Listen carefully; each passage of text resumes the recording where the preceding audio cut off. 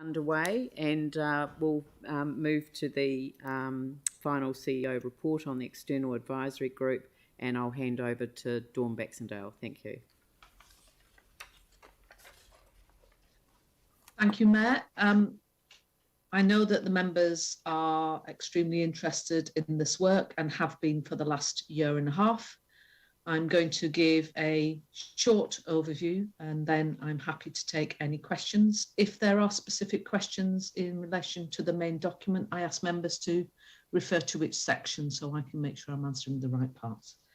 So, from a background perspective, when I first arrived at the City Council in October of 2019, the Mayor was clear when the letter of expectation was developed that she wanted to engage an external advisory group to assist myself as a new CEO in New Zealand, obviously not a new CEO full stop, to help me look at the organisation. And in particular, that was around looking at our financial underpinning and how we could drive both a cost perspective through the organisation and also to help us with our financial underpinning. I brought an interim report to you in May 2021, prior to you adopting the LTP, with a significant part of the recommendations already implemented. This is my final closure report, well before you adopt the annual plan in June of this coming year.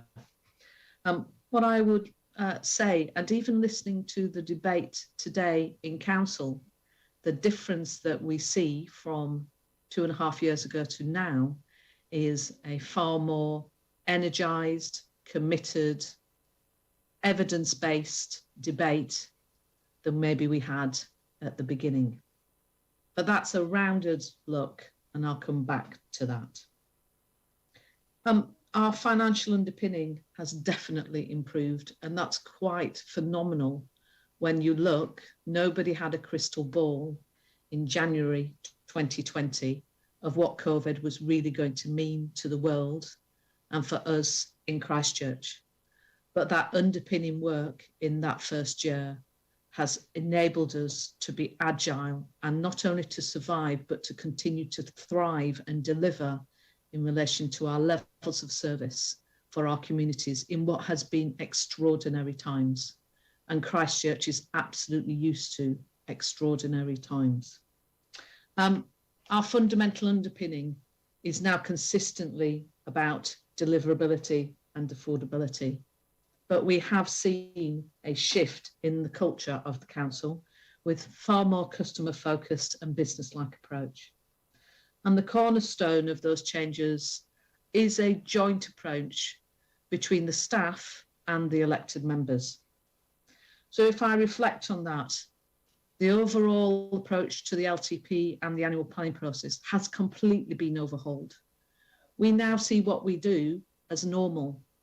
When we started this journey, it absolutely wasn't, but it's now part of the way we deliver our whole budgeting process and our engagement. The way we look and how we report has changed. Think about the confidential reporting. In the previous council, we had a high of 35% of reports that were in PX. Our consistent level now is 5%.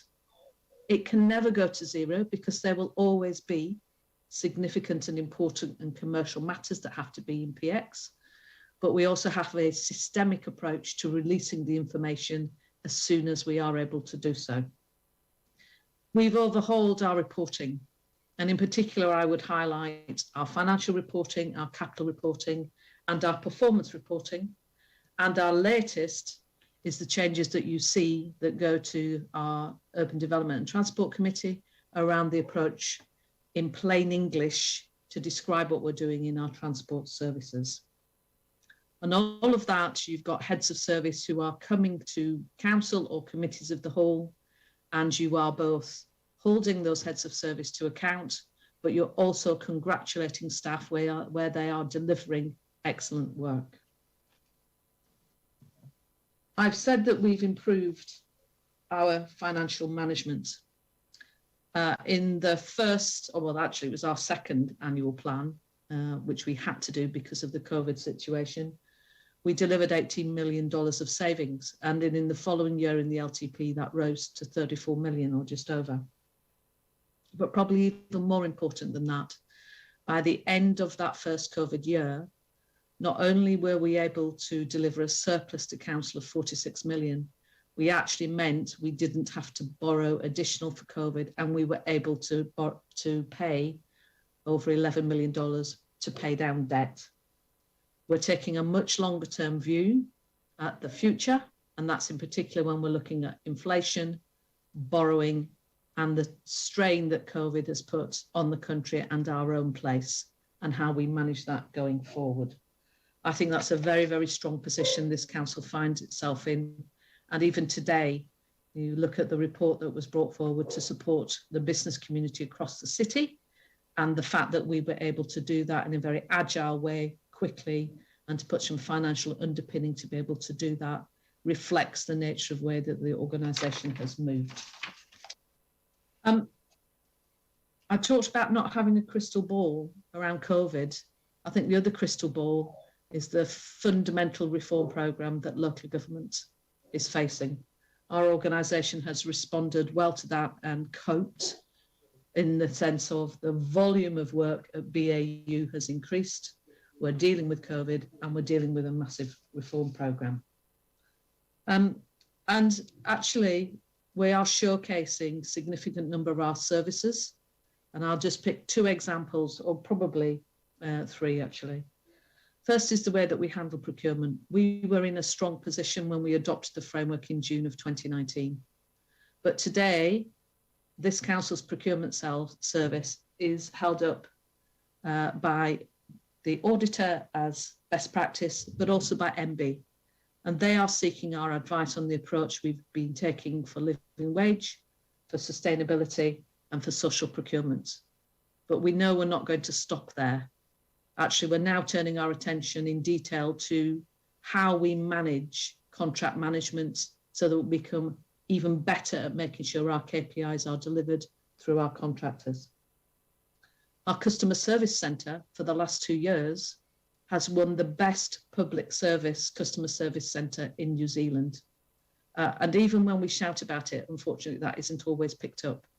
But that was a blind review, peer reviewed, secret customer shopping, and that came out and continues to perform extremely well under very trying circumstances. But I think the other strength is that we've turned our attention to partnering.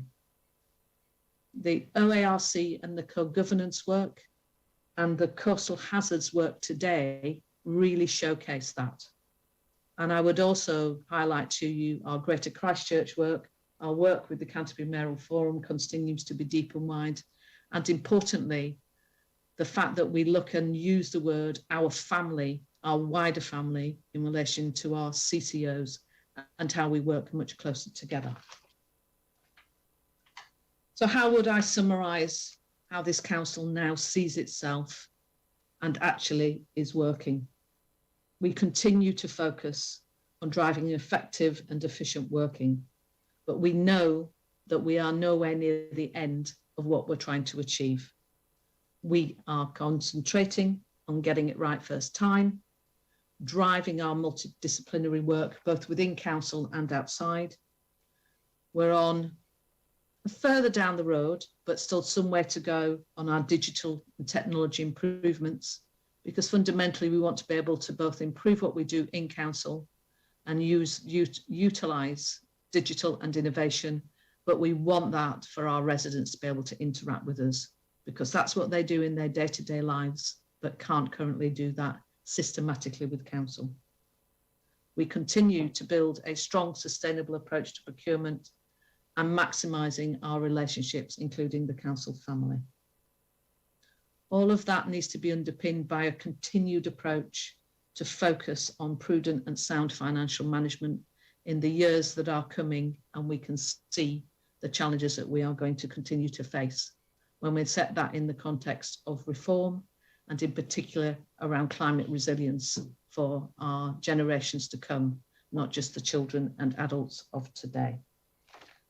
And the final thing I'd like to draw your attention to, if I bring you back to why the Mayor wished to utilise the EAG. And actually, and that is what Standard & Poor's have said about our organisation in this last period. And they've said, recognising the strong financial management over the last 2 years that has been undertaken and is forecast, they quote, I quote, "The positive outlook reflects Christchurch's stronger budgetary performance and our expectation that it will continue to improve as earthquake reconstruction works tails off. As a result, there is at least a 1 in 3 chance that we could raise our ratings on the council over the next 2 years." I'm extremely proud of the work that elected members and your officers have done together in this period. And I think we have set really strong foundations for the next council that will appear in the next 3 years. And I look forward to working with the members in that period. Thank you. Thank you very much. Are there any questions for Dawn? Would someone like to move? Oh, sorry, Andrew. Thank you very much. Thanks, Dawn, for the report and for your comments on it today. There are 2 areas that I've got just a couple of very brief questions. Section 1 of your report on responsiveness to residents' feedback.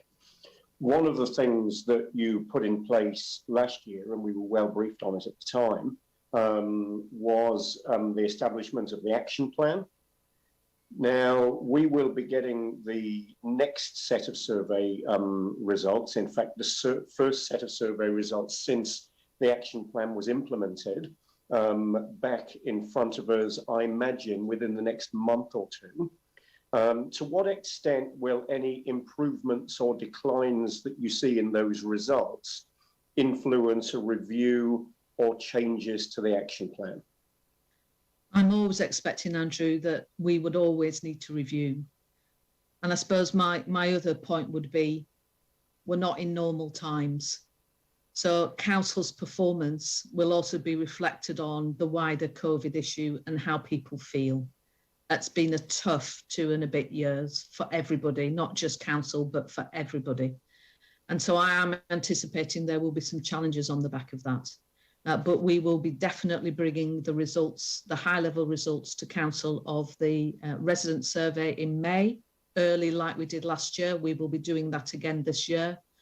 But also, what I've asked my team to be thinking about is how do we also utilise the much wider information available to us, particularly out of our other surveys, our customer service contact material, really starting to get a richer blend of information, which will enable us to continue to tweak.